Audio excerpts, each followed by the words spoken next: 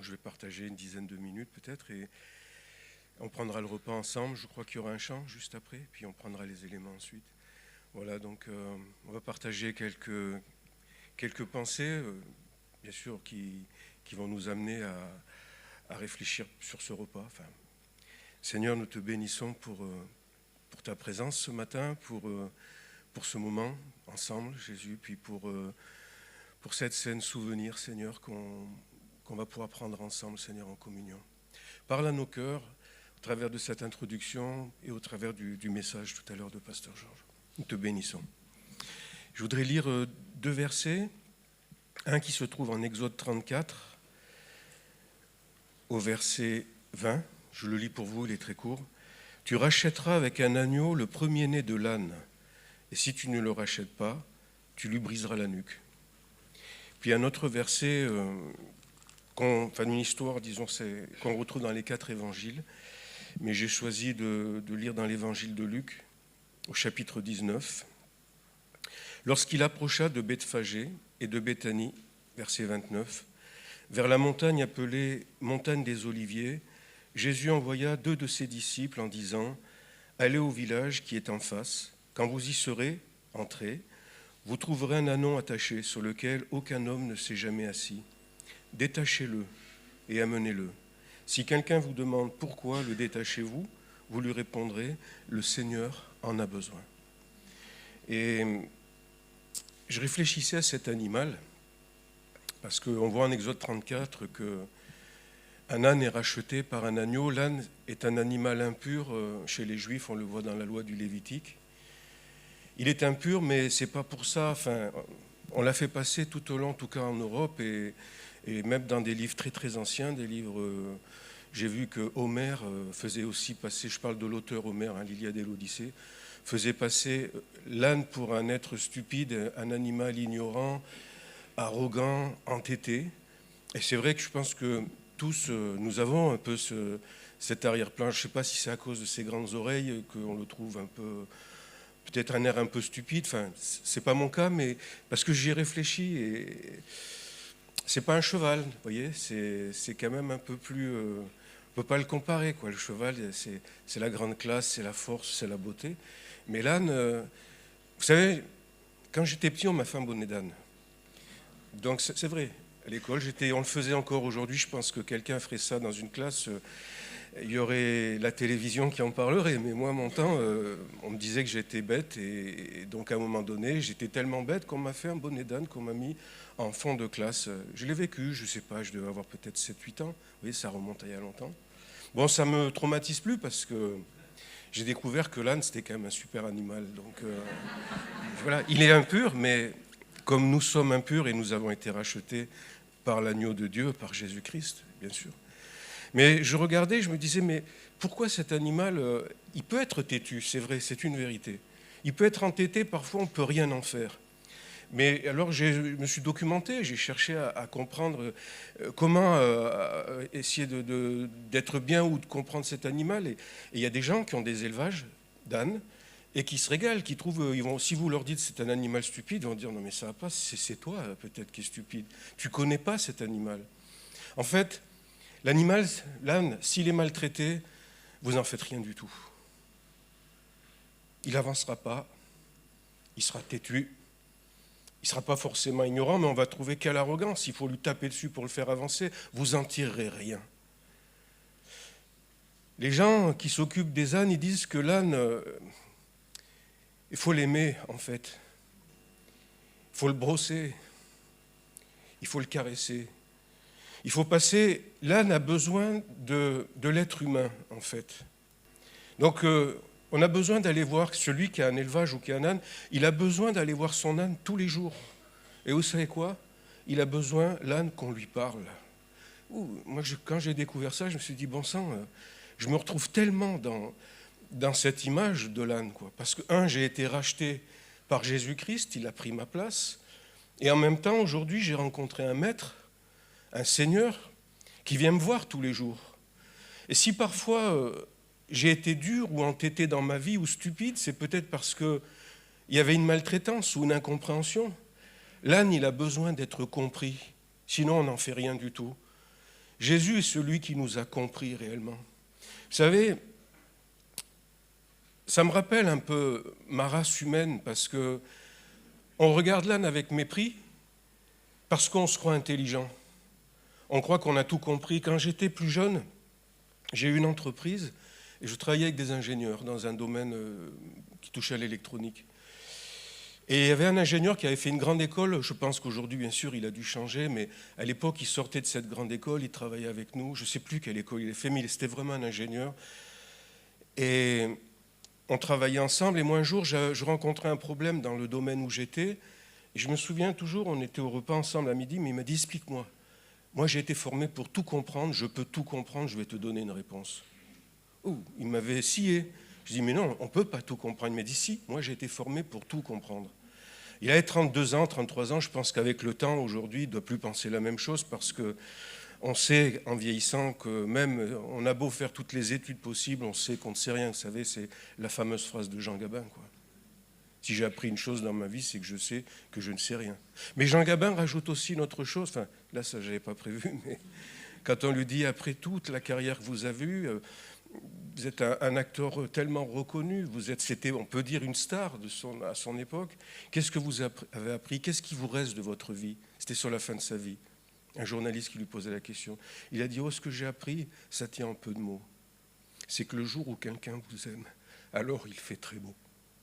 Il fait très beau. Vous voyez, on va parler de la Sainte Seine, on va parler de Christ, ce qu'il a fait dans notre vie, mais il fait beau pour moi. J'espère qu'il fait beau pour vous aussi aujourd'hui. Parce que même ça a été des chants qui ont été beaucoup axés là-dessus ce matin, mais oui, je suis un âne racheté, je vous le dis, je suis un âne racheté par un agneau, par Jésus-Christ. Et j'avais tellement besoin dans ma vie de trouver quelqu'un qui prenne soin de moi, quelqu'un qui puisse me parler tous les jours. Eh bien, c'est ce que Jésus a fait. Et vous voyez, quand Jésus, on a lu le deuxième passage, rentre dans Jérusalem, il ne rentre pas sur un âne, sur un cheval, il rentre sur un âne. Bien sûr, c'est pour accomplir la prophétie de Zacharie qui se trouve au chapitre 9. Fille de Sion, voici ton roi, il vient sur le dos d'un ânon. C'est ton roi. Mais j'ai aimé ces deux mots, vous voyez, parce que Jésus vous dit à ses disciples, allez à tel endroit, vous allez trouver un ânon, le petit d'une ânesse, détachez-le. Et ce mot détaché, ça m'a beaucoup touché parce que on a tellement de liens dans nos vies. Et parfois encore aujourd'hui, parce que les liens peuvent rester, on reste attaché. Et Jésus veut nous libérer des liens qui nous attachent. Et j'entends cette phrase qui résonne parce que cet âne, détache-le. Je suis un âne et Dieu a besoin de me détacher, de me libérer de mes liens qui m'entravent. C'est ce qu'on va faire tout à l'heure en prenant le pain et le vin. On va repenser à ça parce que, au travers de sa mort, Jésus nous a libérés de tous les liens qui nous entravent. Et puis, il dira, si quelqu'un vous dit, pourquoi est-ce que vous détachez cet âne? Répondez-lui simplement, le Seigneur en a besoin. Le Seigneur en a besoin. Est-ce qu'on n'est pas les porteurs, en tant qu'âne, de Jésus aujourd'hui? Je me dis, mais moi j'ai besoin de Jésus, vraiment. Tous les jours de ma vie, j'en ai besoin. Et j'entends, c'est comme si Jésus me disait, mais tu vois, moi j'ai besoin de toi aussi. Il est ressuscité, il est mort. Nous sommes une nouvelle création et nous pouvons penser différemment d'avant. Nous avons le moyen de penser différemment. Et tout au long de notre vie, même encore parfois en tant que croyant dans l'Église, c'est de tout temps, l'homme il a tendance à se blesser, il a tendance à parler mal vis-à-vis des autres, il a tendance à vouloir infliger parfois un rabaissement sur les autres ou parfois des paroles qui peuvent être dures. Moi, je suis même, si je n'aime pas ça, je sais que je serai enclin et encore longtemps parfois à passer à côté des choses qui sont les plus merveilleuses. Et Jésus me dit ce matin au travers de ce repas, tu peux t'emparer d'une autre façon de penser. Oui, mais je l'ai déjà fait 10 fois, 50 fois. La Sainte Seine, ce n'est pas la première fois que je la prends.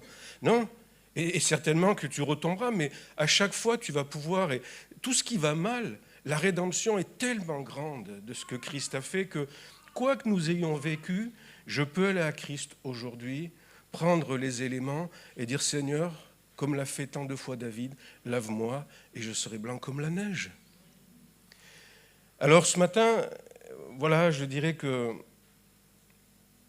je ne suis pas intelligent au point, vous voyez, de faire comme cet ingénieur que j'ai connu dans le temps, de croire qu'il pouvait tout comprendre.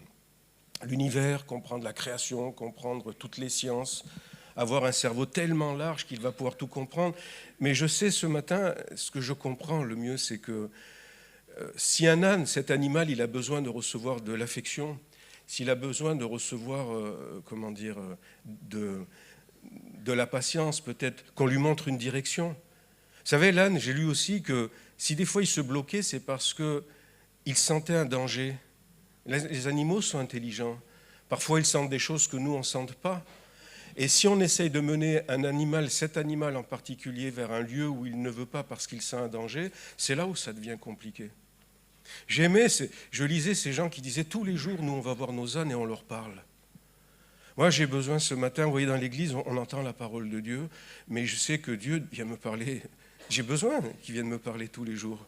Je sais que lundi, mardi, mercredi, ça sera encore comme ça. J'ai besoin que Dieu vienne me parler. Et de plus en plus, on a la prière, on a une communion avec lui, on peut lui remettre tout ce que nous vivons. Mais voilà, Jésus prend soin de nous. Je voulais vous laisser avec cette idée de dire que nous sommes des porteurs de Jésus. Nous sommes des âmes qui pouvons continuer de porter le Christ. Il a besoin de nous. Je veux dire, regardez, je pensais aussi à cette idée, vous savez, je crois que c'est dans le psaume 8, où il est dit, qu'est-ce que l'homme ? Qu'est-ce que l'homme ? Je m'arrêterai que là-dessus, bien sûr, c'est pour que tu te souviennes de lui, etc. Mais qu'est-ce que l'homme ? Et je pensais, l'homme, il a besoin d'être aimé. Il a besoin d'être racheté. C'est aussi simple que ça, quoi. Qu'est-ce que l'homme ? Parce que nous, des fois, on s'arrête et on voit des gens et... Vous savez, les gens blessés, souvent, ils reportent ce qu'ils ont eu comme blessure. On a remarqué que les gens qui tapaient le plus leur enfant, c'est des gens qui avaient été tapés eux-mêmes étant petits. Ce n'était pas leur faute si on regarde depuis le début. C'est des gens qui sont liés. Les gens qui... Malheureusement, les incestes ou les choses comme ça, ce sont parfois des gens eux-mêmes qui ont vécu ça étant petits. Les choses se reproduisent, parce que ça, c'est l'œuvre du diable, en permanence. Mais le sacrifice de Christ peut nous libérer. Et moi, j'entends, si je suis cet âne porteur de Jésus, c'est Jésus qui fait le travail, vous savez. Mais qu'est-ce que l'homme ? L'homme, il a besoin d'être libéré. Il a besoin d'être détaché des liens qu'il a. Et ça peut nous aider. Je sais qu'il y a l'évangélisation, il y a tous les moments de témoignage qu'on peut avoir, que ce soit dans le travail, dans nos familles avec les gens, mais montrer cette attitude, penser en termes de nouvelle création. Et si moi, je ne suis pas meilleur qu'un autre, est-ce qu'au fond de moi-même, je suis meilleur que celui qui tape ses enfants ou qui a commis une chose abominable ? Je ne pense pas. Mais la seule différence peut-être qu'il y a entre moi et ces gens aujourd'hui, c'est que j'ai été racheté par le sang de Jésus-Christ. De tous mes péchés et de tous mes péchés futurs, parce qu'il y en aura. Voilà, je resterai un pécheur sauvé par grâce toute ma vie. Vous savez, quand on chantait cette chanson, « Je suis un pécheur sauvé par grâce », on l'a chanté en prison plusieurs fois, et on était face à des gens... Parfois, avant cette chanson, il y avait de la rigolade, il y avait des moqueries, les prisonniers n'étaient pas obligés de venir, donc ils venaient là pour se détendre. Mais quand il y avait cette chanson, « Je suis un pécheur sauvé par grâce, lorsque j'étais égaré, il prit ma place. » Les prisonniers qui savaient pourquoi ils étaient là, il n'y avait plus de rigolade. Il y avait une onction qui descendait. Parce que les gens savaient pourquoi ils étaient là. Mais ils entendaient une chorale qui chantait « Voilà ce que Jésus a fait, tu n'es pas ce péché-là. » Vous voyez, c'était une façon de... Pardon, je suis émotif et je ne sais pas pourquoi, mais je m'en excuse, quoi. Je voudrais être plus... Vous voyez, vous m'auriez connu à 30 ans, je pleurais jamais, moi. Jamais. Mais non, mais... Et là... C'est vrai. Je m'en excuse, mais... Voilà, tout ça pour finir dans ces prisons, les gens savaient, et ces chansons, et pour beaucoup, parce que ça nous est arrivé de parler après, à la fin de notre temps, les gens avaient reçu quelque chose. Et c'était aller en prison ou aller où vous voulez, dans un hôpital, visiter des gens, ou dans un orphelinat, ou comme ça a été fait tant de fois, c'est Jésus qui y va, il est porté par des ânes. nous tous, hein, l'Église. Et croyez, quand je dis ça, c'est avec beaucoup de sympathie, c'est sans moquerie, voilà, on n'a pas les grandes oreilles, mais notre intelligence, elle s'arrête à ça. Je veux dire, c'est lui qui nous fait comprendre les gens. Il y a des gens tellement intelligents, mais qui ne savent pas ce que sont les gens. C'est pas vrai? Regardez tout ce qu'on est en train de faire comme loi, soi-disant pour que les gens aillent mieux. Tout ce que font les gouvernements, tout ce que font les inventeurs de tout ce que vous voulez, c'est toujours pour le bien des gens, pour qu'ils aillent mieux. Et je ne trouve pas que les gens vont mieux. Parce que ce sont des arrogants, des gens qui pensent qu'ils ont l'intelligence pour comprendre les gens, mais ils ne les comprennent pas. Les gens allaient à Jésus-Christ parce qu'il aimait les gens. Il les détachait, il les rendait libres. Je suis venu pour libérer l'opprimé. Voilà. Seigneur, nous te bénissons pour ce moment, pour ces quelques paroles. Et merci Seigneur parce que tu nous appelles à être des porteurs, Seigneur. Des porteurs de toi, de ta vie. Et nous entendons ce matin, Seigneur, au travers du culte, ta parole qui nous dit, j'ai besoin de vous, j'ai besoin de toi. Et nous te bénissons pour cela, Seigneur. Nous sommes tellement ouvriers avec toi, Seigneur, co-ouvriers avec toi. Nous te bénissons pour cela. Merci pour ton amour ce matin, Jésus, vraiment, merci pour ton amour.